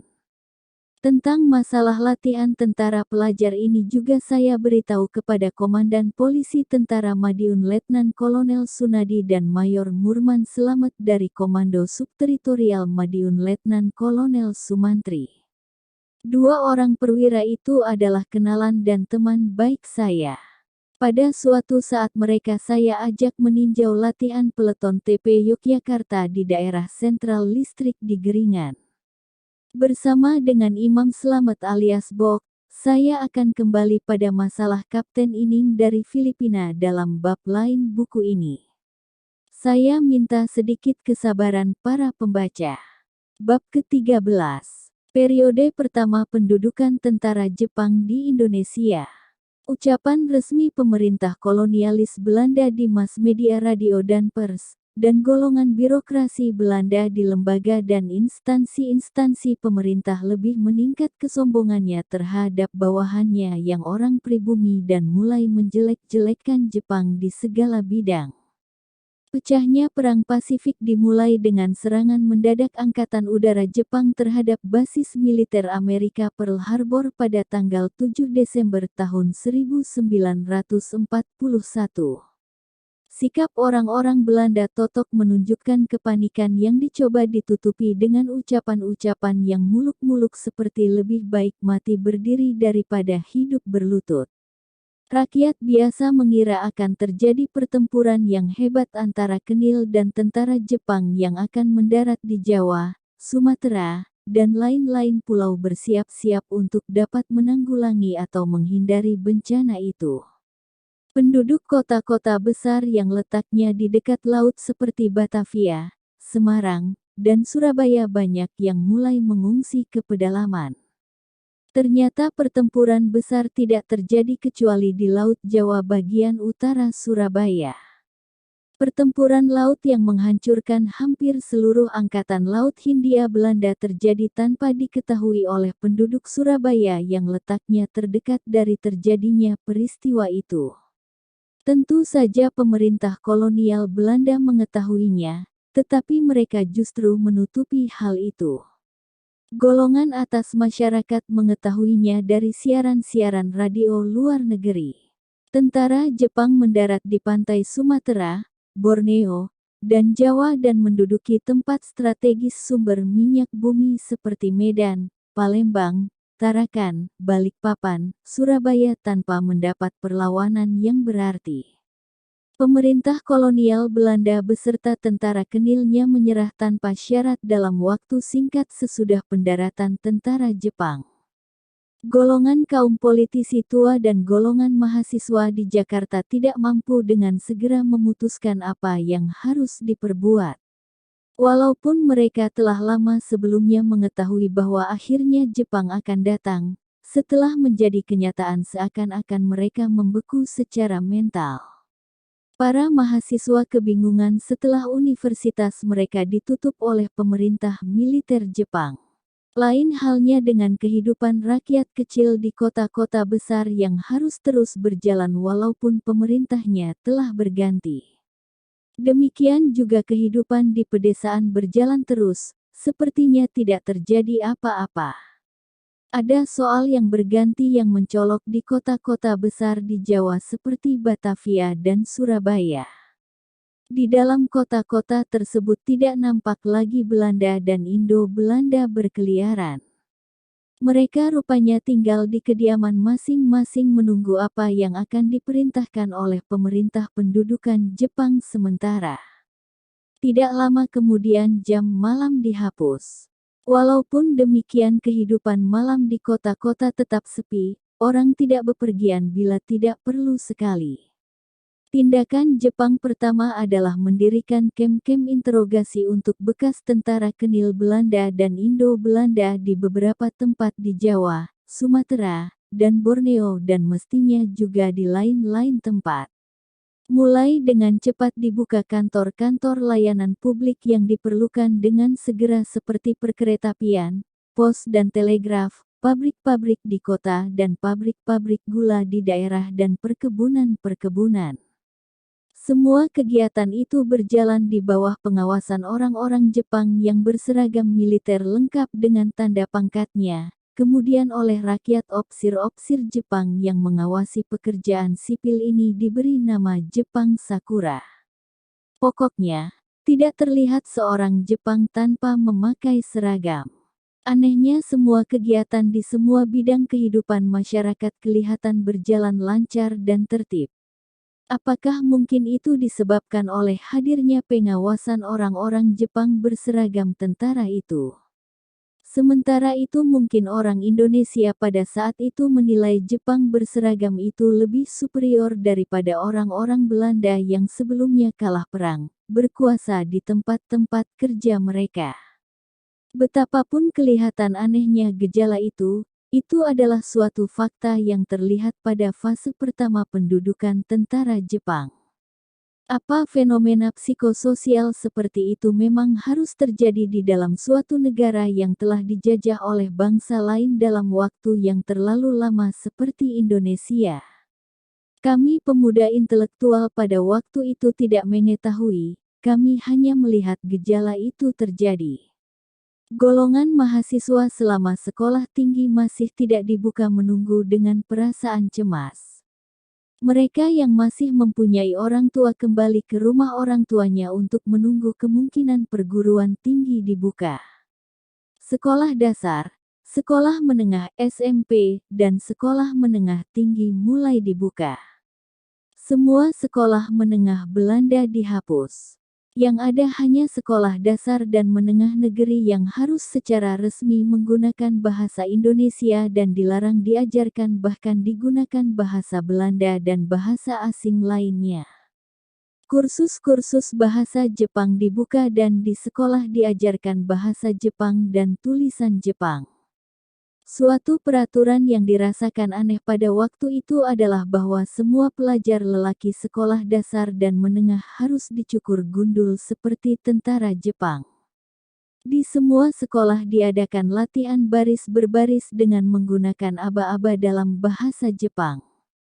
Setelah para pelajar bisa semua gerakan baris berbaris, mulai diajarkan yang dalam bahasa Jepangnya dikatakan kyoreng, yaitu latihan dasar kemiliteran dalam kesatuan kecil, yang diadakan 1 kali dalam 1 minggu. Bersamaan dengan dimulainya pelajaran itu, model senapan kayu diberikan kepada setiap pelajar lelaki. Dengan demikian, latihan dasar kemiliteran menjadi dirasakan lebih realistis oleh para pelajar dan latihan itu disambut dengan antusiasme yang cukup besar. Dengan progres latihan-latihan itu mulai kelihatan bahwa sikap para pelajar menjadi tegap dan tegas. Perubahan positif itu harus diakui oleh orang tua mereka. Pada pertengahan tahun 1942 perguruan tinggi dibuka di Surabaya, Bandung, Jakarta, dan Bogor. Pada waktu itu, para tokoh politik yang telah ditahan oleh Belanda, dibebaskan oleh Jepang dan mereka mulai bekerja di beberapa instansi pemerintah yang telah dibentuk oleh pemerintah militer Jepang, kebanyakan di kota Jakarta. Dengan sendirinya mereka mulai dihubungi oleh para mahasiswa yang sudah mulai kuliah di Jakarta dan Bandung. Tokoh-tokoh politik generasi tua yang dihubungi para mahasiswa ialah Soekarno dan Hatta dan mereka inilah yang ditarik oleh pemerintah militer Jepang bekerja di dalam instansi pemerintah yang telah disusun oleh Jepang. Sedangkan Amir Syarifuddin, seorang intelektual pendidikan Belanda yang sebelum perang meletus bekerja pada jawatan urusan ekonomi Belanda, malah ditangkap oleh Kempeitai suatu badan intelijen militer Jepang, atas tuduhan mendapat tugas dari pemerintah Belanda membuat jaringan organisasi untuk melawan Jepang. Mungkin yang melaporkan ia kepada Jepang itu orang Belanda anggota NSB, National Socialistische Bond yang dicap sebagai koloni kelima Nazi Jerman, yang bekerja di jawatan itu juga. Seperti diketahui, fasis Jepang seperti fasis Jerman, menganggap komunisme sebagai musuh terbesar. Bersamaan dengan ditangkapnya Amir Syarifuddin, sejumlah orang Indonesia yang dicurigai sebagai golongan komunis juga ditangkap dan dipenjarakan.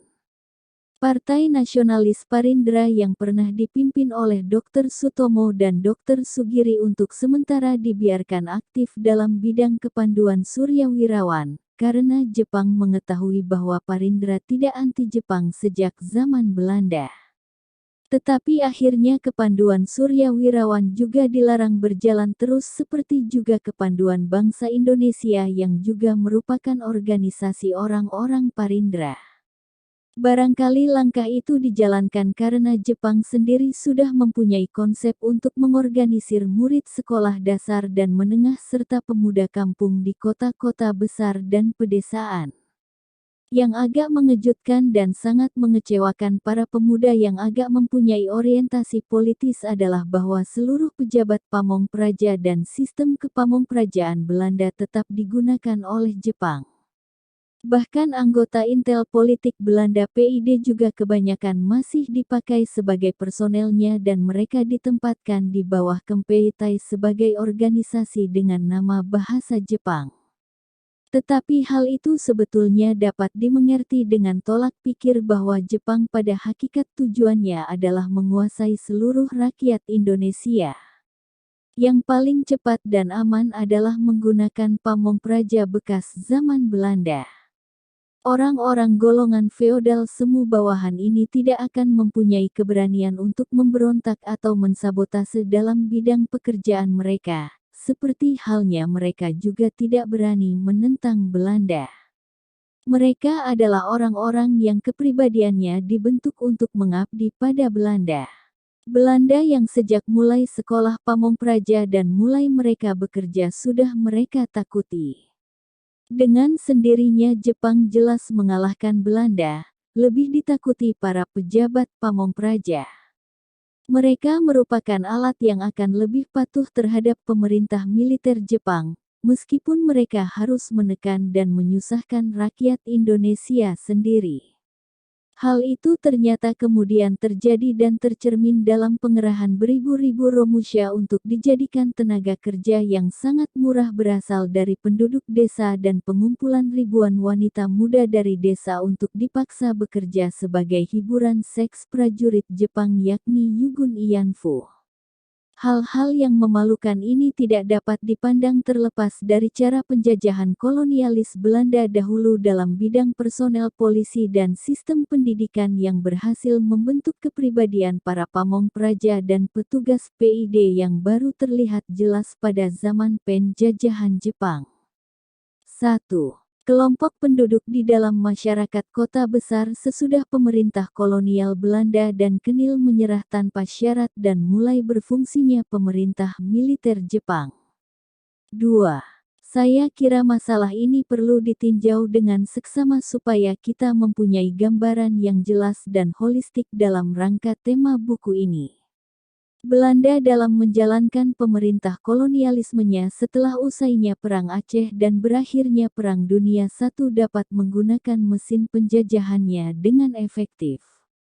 Mesin penjajahannya itu terdiri atas pertama, korps kepamongprajaannya yang besar dan menduduki posisi kunci pemerintahan mulai dari tingkat atas dan ke bawah sampai ke pedesaan. Korps kepamongprajaan ini terdiri atas tenaga-tenaga pribumi yang diawasi dengan ketat oleh gubernur, residen, asisten residen, dan kontrolir yang semuanya adalah orang Belanda totok pada setiap tingkat kekuasaan pemerintah kolonial. Kedua, diduduki oleh Kenil yaitu sebuah organisasi tentara yang semula hanya merupakan kesatuan-kesatuan infanteri dan kemudian mulai dilengkapi dengan angkatan laut dan angkatan udara yang relatif masih kecil. Infanterinya terdiri atas kurang lebih 50.000 orang, perwira tinggi dan menengah adalah Belanda totok dan perwira pertama bisa dijabat oleh Belanda totok, Indo-Belanda atau orang Indonesia yang terpilih. Bawahan terdiri atas orang Jawa dan kelompok bangsa lainnya yang ada di Indonesia. Ketiga, diduduki oleh suatu aparat intelijen yang dinamakan PID, yakni Politik Inlichtingendienst, dan kepolisian yang jabatan komisaris dan inspekturnya ditempati oleh Belanda Totok atau Indo-Belanda. Keempat, diduduki oleh kelompok simpatisan dan pro-Belanda yang terdiri atas orang-orang yang mendapatkan status hukum yang sama dengan Belanda atas permohonan mereka sendiri. Kelompok ini terdiri atas pegawai negeri pribumi, orang Cina, dan orang Arab yang telah minta dan diberi status hukum sama dengan orang Belanda yang berkewarganegaraan Nederland. Mereka kebanyakan menyandang nama Eropa atau Belanda. Setelah pemerintah Belanda menyerah tanpa syarat dari unsur-unsur mesin penjajahan, yang hilang dari peredaran masyarakat adalah Kenil dan kelompok pejabat tinggi Belanda Totok, Gubernur Jenderal ke bawah yang menjadi tawanan perang diinterogasi oleh militer Jepang. Kelompok-kelompok bekas mesin kekuasaan kolonial lainnya boleh dikatakan sama sekali tidak terjamah oleh terjadinya perubahan dan pergantian kekuasaan dari tangan Belanda ke tangan Jepang. Hal penting inilah yang luput dari perhatian rakyat Indonesia, khususnya para pemuda yang agak mempunyai orientasi politik. Individu-individu yang ada hubungannya dengan kelompok kekuatan kolonial Belanda terpendam yang kelihatannya luput dari perhatian Jepang yang menang perang itu, tanpa disadari masih tetap ada di kalangan masyarakat Indonesia. Dari bagian Kenil yang menyerah itu, orang bekas Kenil teristimewa lulusan Akademi Militer dari Breda atau dari Bandung, setelah diizinkan pulang ke tempat asalnya masing-masing masih bersikap low profile sesuai dengan keadaan mentalnya sebagai prajurit kalah perang pada saat itu. Semua potensi bekas kolonialis Belanda yang telah dihuraikan di atas ternyata jauh kemudian merupakan semacam bom waktu dari kolonialis Belanda. Apakah pihak intelijen Jepang tidak menyadari masalah penting ini? Jepang kemungkinan besar mengetahui tentang hal itu, karena jauh sebelumnya perang sudah menyusupkan agen-agen intelnya masuk ke dalam masyarakat Nederlands Indie. Agen-agen intel Jepang ini adalah orang-orang yang terlatih dan berpendidikan dalam ilmu yang diperlukan sehubungan dengan pekerjaannya yang bersifat sangat penting dan rahasia itu dan bertujuan membantu strateginya Jepang secara menyeluruh. Tujuan utama Jepang adalah dalam jangka panjang memimpin sebuah blok kekuatan politik ekonomi militer Asia Timur Raya, yang paralel dengan tujuan fasisme Hitler di Eropa. Untuk itu pada tahap pertama Jepang harus menguasai Indonesia yang mempunyai sumber alam yang diperlukannya seperti minyak bumi, batu bara, biji besi, dan metal lain-lainnya. Jepang juga tidak melupakan bahwa Indonesia di samping itu juga merupakan sumber kekuatan manusia yang besar, selain Cina daratan yang sudah diduduki Jepang. Pikiran konsep mengenai Indonesia yang paling efisien dan sederhana adalah meniru apa yang sudah dijalankan di Indonesia oleh Belanda selama 100 tahun belakangan dari zaman penjajahannya. Jepang menggunakan mesin penjajahan yang sudah dibentuk oleh kolonialis Belanda selama kurang lebih 100 tahun, dihitung mulai dari terbentuknya aparatur kepamongprajaan, PID, dan kepolisian sipilnya. Karena itu Jepang tetap memakai ketiga organisasi bekas kolonialis Belanda itu. Seperti yang telah saya huraikan sebelumnya bahwa kebijakan Jepang inilah yang mengejutkan dan sangat mengecewakan para pemuda yang agak mempunyai orientasi politik dalam alam pikirannya.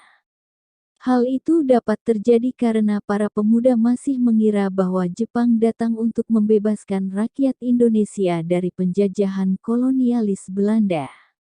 Pemikiran para pemuda kita dan mungkin juga pemikiran para politisi elit generasi yang lebih tua adalah bahwa Jepang begitu mengalahkan Belanda dan menginterogasi bekas tentara Belanda Kenil yang berbangsa dan berdarah Belanda dan Indo-Belanda, akan segera membubarkan dan menginterogasi anggota PID, polisi, dan pamong praja yang pada zaman Belanda menunjukkan sikap tidak memihak rakyat Indonesia lapisan bawah dan kaum politisi di lapisan atas. Bagaimana sikap kelompok elit politik yang dahulu pada zaman Belanda mengadakan perjuangan parlementer melewati pembentukan partai-partai masing-masing? Setelah mereka dihadapkan pada fakta yang tidak disangka-sangka itu tentunya juga merasa kecewa. Lalu bagaimana sikap mereka selanjutnya? Fakta sejarah menunjukkan bahwa nampaknya mereka segera mencoba mengadaptasikan diri pada kenyataan yang mereka rasakan aneh dan mengagetkan itu. Bentuk adaptasi itu berbeda-beda untuk tiap kelompok dan individu pada waktu itu. Di samping masalah adaptasi yang dijalankan secara individual oleh sementara elit politik, pihak Jepang sendiri memang memerlukan tokoh yang terkenal di kalangan rakyat, untuk segera dapat menjalankan aparatur pemerintahan pendudukannya. Dalam hubungan itu Soekarno dan Hatta sebagai tokoh-tokoh politik yang populer ditempatkan dalam suatu instansi di pusat pemerintah militer Jepang. Sedangkan Sultan Syahrir yang terkenal sebagai tokoh golongan sosialis tidak ditarik oleh Jepang di dalam instansi pemerintahnya. Mungkin hal itu mencerminkan sifat selektif dari kebijakan pemerintah militer Jepang. Mungkin ada hubungannya dengan pengalaman Jepang dengan kelompok sosialis di Filipina pada saat yang bersamaan. Mungkin Jepang dengan sengaja tidak ingin menarik kelompok sosialis dalam pemerintahan militernya analog dengan apa yang dilakukan Hitler dan pengalaman Jepang sendiri dalam menghadapi gerilya Hukbalahap yang di dalamnya mengandung unsur-unsur sosialis dan komunis di Filipina. Dalam kenyataannya, pada waktu itu Sultan Syahrir berada di luar struktur pusat pemerintahan militer Jepang di Jakarta. Hal ini dipakai oleh para pengikutnya untuk menyiarkan bahwa Syahrir tidak mau dijadikan boneka Jepang dan tetap mengadakan perjuangan bawah tanah melawan fasis Jepang, tidak seperti Soekarno dan Hatta yang sudah berkolaborasi dengan fasis Jepang. Para pendukung Sultan Syahrir adalah beberapa orang dari sejumlah mahasiswa yang menghuni asrama yang luas dari Fakultas Kedokteran Jakarta di Jalan Perapatan nomor 10. Kelompok mahasiswa penghuni asrama kedokteran itu tidak semua pengikut Sultan Syahrir. Kebanyakan mereka tidak berafiliasi dengan suatu golongan politik. Lain halnya dengan mahasiswa dan pemuda pegawai kantor yang menghuni asrama di Jalan Menteng nomor 31. Mereka merupakan kaum muda campuran yang terdiri atas pengikut aliran Marxis, termasuk pengikut Tan Malaka dan aliran nasionalis. Tempat ketiga asrama mahasiswa dan pelajar adalah gedung bertingkat di Jalan Pegangsaan Timur yang ada lapangan tenisnya. Dengan sengaja saya bubuhi tanda kutip pada perkataan Marxis, karena saya tahu pada waktu itu sebetulnya kami sebagai pemuda tidak tahu apa itu Marxisme, karena tidak pernah membaca tentang hal itu. Karena sebabnya sepele yaitu tidak pernah sama sekali melihat buku mengenai Marxisme pada zaman Belanda. Lucunya generasi lebih tua dari kami, yang kami anggap mengerti betul tentang Marxisme ternyata jika kami desak untuk menjelaskan tentang filosofi Marxisme juga tidak bisa menjelaskan secara ilmiah. Hanya bisa secara tidak jelas dan ruwet menerangkan tentang suatu masyarakat di mana orang hidup dengan sama rasa dan sama rata. Dan juga tidak bisa menerangkan lebih lanjut sehingga kita secara ilmiah menjadi puas. Yang jelas pada waktu itu bahwa orang yang mengklaim mengerti Marxisme minta dan wajib dihargai. Mirip dukun atau seorang feodal kolot saja. Karena asrama Perapatan nomor 10 gedungnya luas sering dipakai sebagai tempat pertemuan mahasiswa dan pemuda progresif untuk berdiskusi. Yang memegang peran dan banyak bicara dalam diskusi-diskusi itu adalah para mahasiswa dari Sumatera Barat yang kebanyakan pro Syahrir dan Tan Malaka. Apa sebabnya kebanyakan mereka yang bicara? Sebabnya bukan terletak pada tema pembicaraannya tetapi pada masalah yang digunakan dalam berpidato itu adalah bahasa Indonesia yang masih merupakan bahasa asing pada waktu itu bagi mahasiswa yang berasal dari Jawa. Sedangkan untuk mahasiswa yang berasal dari Sumatera, bahasa Indonesia baru boleh dikatakan bahasa ibu bagi mereka. Tema-tema yang dengan gencar dibicarakan pada waktu itu adalah tentang masalah penggundulan mahasiswa Fakultas Kedokteran yang dinamakan Ika Daigaku, sehingga menimbulkan perkelahian secara fisik antara mahasiswa dan orang-orang Jepang yang menjalankan penggundulan paksa itu.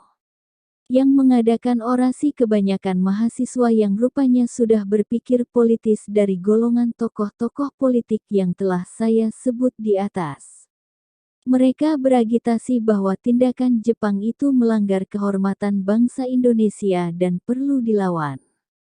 Akhirnya, oleh seorang mahasiswa yang independen, orasi-orasi itu dipotong dengan mengatakan bahwa reaksi mereka seperti pahlawan kesiangan.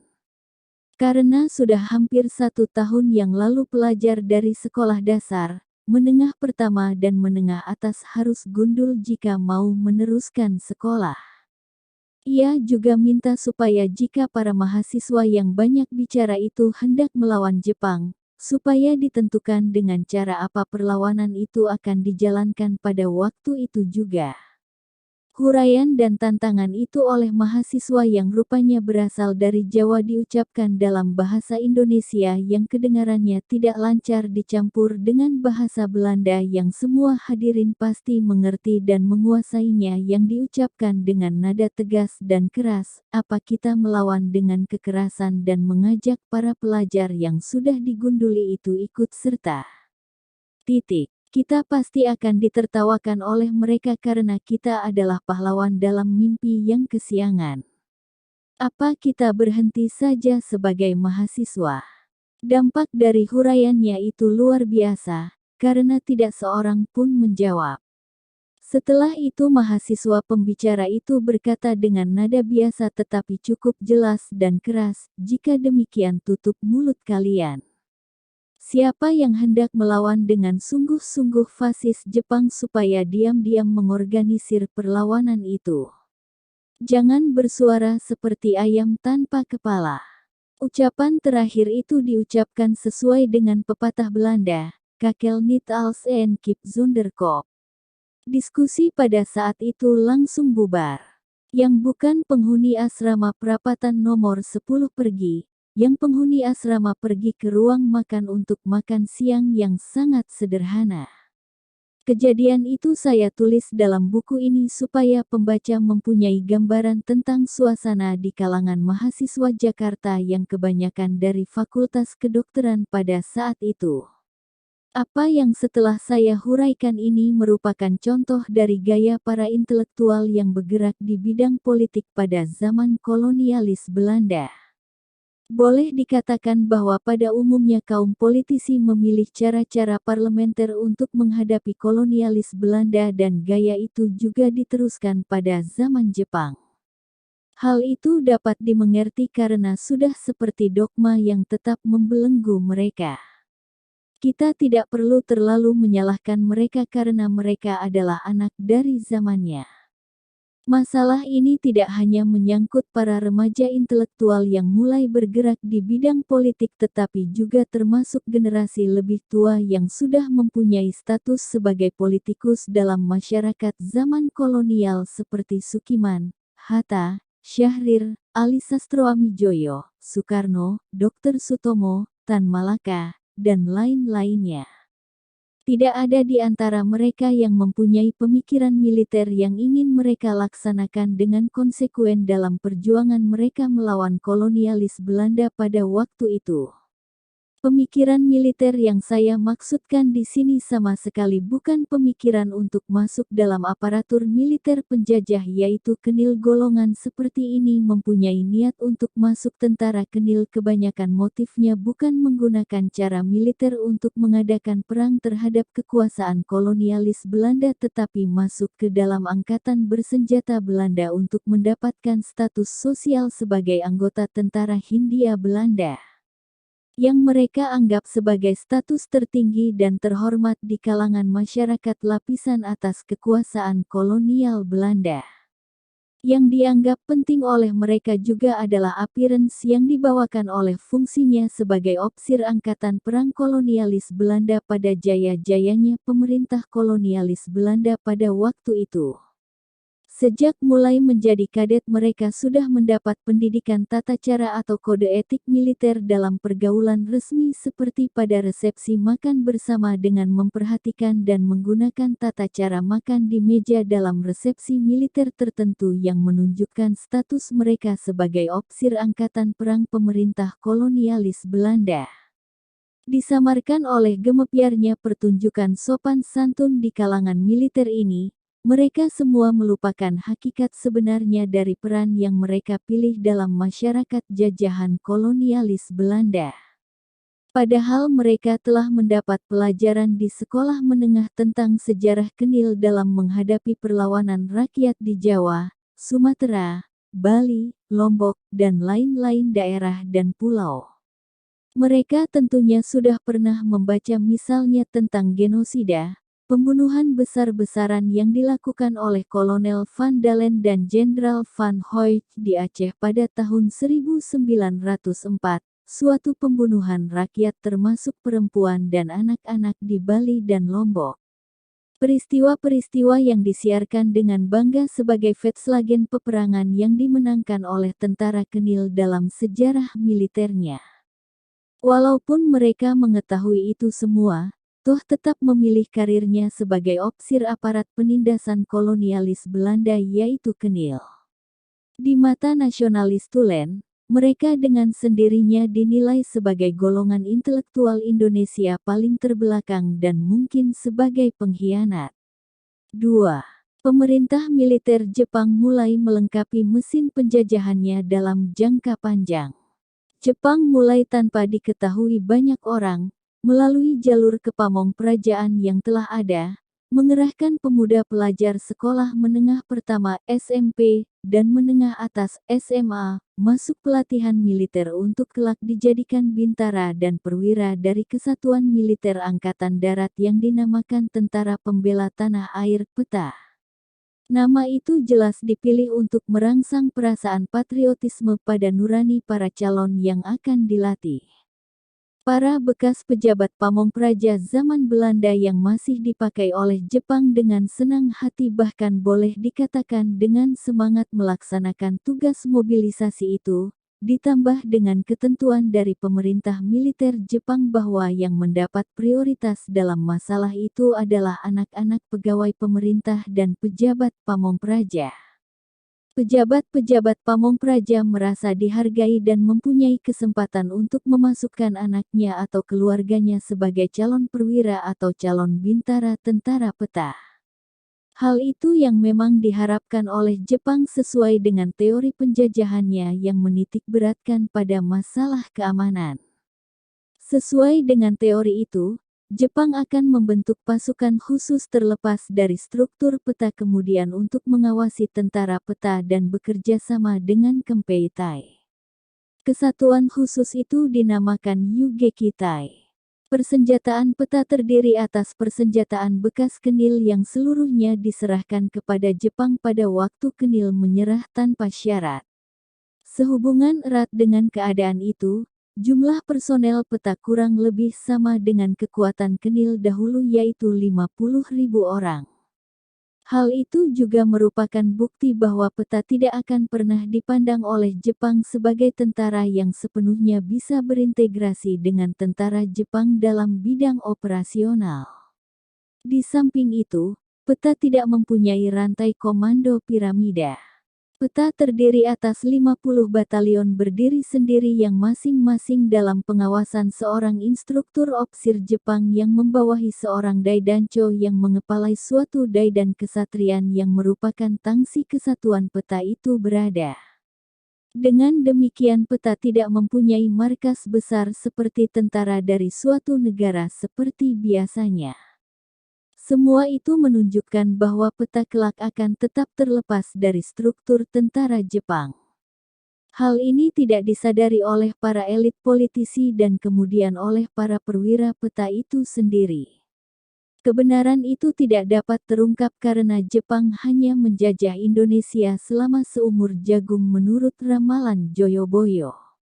Jadi, sebetulnya pembentukan peta oleh Jepang itu bukan hanya masalah bagaimana melawan tentara sekutu jika mereka sampai mendarat atau memasuki wilayah konkretnya Jawa dan Sumatera, tetapi merupakan persiapan untuk membentuk mesin penjajahan seperti kolonialis Belanda membentuk Kenil dahulu.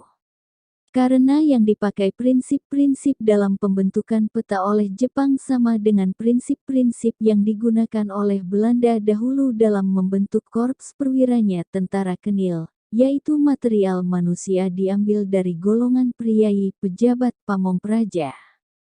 Jepang sebagai penjajah sama sekali tidak bermaksud membentuk tentara rakyat Indonesia. Hal itu tercermin jelas dalam penggunaan istilah kesatrian untuk asrama atau barak tentara dan memberikan ajaran semangat Bushido kepada korps perwira peta, suatu doktrin dari golongan samurai Jepang kuno. Tetapi ajaran Bushido diberikan dalam bentuk sudah dikebiri karena dihilangkannya unsur-unsur original seperti golongan samurai harus anti orang asing, dan seorang samurai diharuskan membela rakyat kecil. Karena jika diberikan dalam bentuk yang lengkap akan merugikan pihak Jepang sendiri. Mengingat sifat tentara yang dibentuk Jepang yaitu peta dan unsur-unsur tentara keamanan militer Yugekitai, dapat dimengerti mengapa gerakan pemberontakan yang dijalankan Sodancho Supriyadi CS pada bulan Februari tahun 1945 di kota Blitar, Jawa Timur, harus gagal dan tidak dapat meluas ke pasukan peta lainnya. Menjadi juga jelas mengapa peta dapat secara mudah dilucuti oleh Jepang pada tanggal 22 Agustus tahun 1945. Sebagai mesin penjajahan kedua, Jepang sama sekali tidak merombak kedudukan atau kewajiban Pangreh Praja. Hanya nama-nama kedudukannya diganti dengan bahasa Jepang. Individu-individu di dalam struktur pamong praja kebanyakan tidak diubah kecuali orang-orang yang telah dinilai sebagai unsur yang terlalu berbahaya atau terlalu menjilat Belanda oleh intel Jepang yang sudah lama ditanam dalam masyarakat sejak zaman Belanda.